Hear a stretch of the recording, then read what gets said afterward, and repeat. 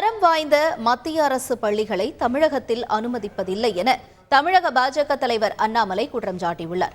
பாஜக மாநில அரசுகள் எங்களுக்கு கேவி கொடுங்க, கேந்திரிய வித்யாலயா கொடுங்க, எங்களுக்கு உலகத்தரம் வாய்ந்த கல்வி இலவசமா கிடைக்க வேண்டும் என்று போராடி கொண்டிருக்கும் பொழுது தமிழகத்திலே புதிய கேவி வேண்டாம் என்று சண்டை போட்டுக் கொண்டிருக்கின்றனர்.